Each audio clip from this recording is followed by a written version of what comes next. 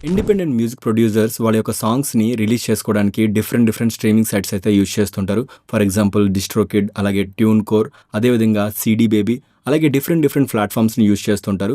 But కొన్ని platforms ఏంటంటే స్పెసిఫిక్‌గా ఈ యొక్క ఫార్మాట్‌లోనే ఆ యొక్క ఆడియో తీసుకుంటదనమాట.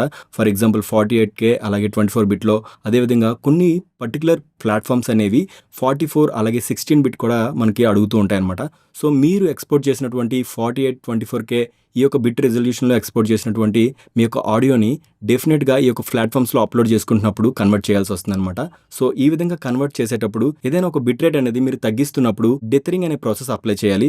దానివల్ల మీ యొక్క క్వాలిటీ అనేది లాస్ అవ్వకుండా ఉంటుందనమాట. సో అందుకోసం మీరు యూజువల్‌గా ఏదైనా శాంపుల్ రేట్ కన్వర్టర్స్ గానీ, లేకపోతే ఈ యొక్క డెథరింగ్ ప్లగిన్‌ని మీ యొక్క మాస్టరింగ్ చైన్‌లో యాడ్ చేసినట్టయితే ఆ యొక్క కన్వర్షన్ అనేది ఈజీగా జరుగుతుంది. చాలా డాస్‌లో ఇది ఆటోమేటిక్‌గా ఇన్‌బిల్ట్ అనేది ఉంటుందన్నమాట.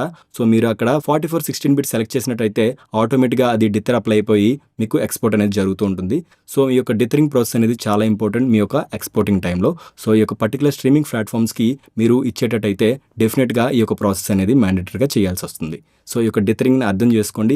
డెథరింగ్ అనేది ఒక డిఫరెంట్ కైండ్ ఆఫ్ నాయిస్ అనేది యాడ్ చేస్తుంటది మీ యొక్క ట్రాక్‌కి. సో దానివల్ల ఏంటంటే మీ యొక్క ఆడియో క్వాలిటీ అనేది లాస్ అవ్వకుండా అన్ని స్ట్రీమింగ్ ప్లాట్‌ఫామ్స్‌లో మంచిగా ప్లే అవుతుంది. ఈ వీడియో నచ్చినట్టయితే లైక్ చేయండి. మీ ఆడియో ఫ్రెండ్స్‌కి షేర్ చేయండి.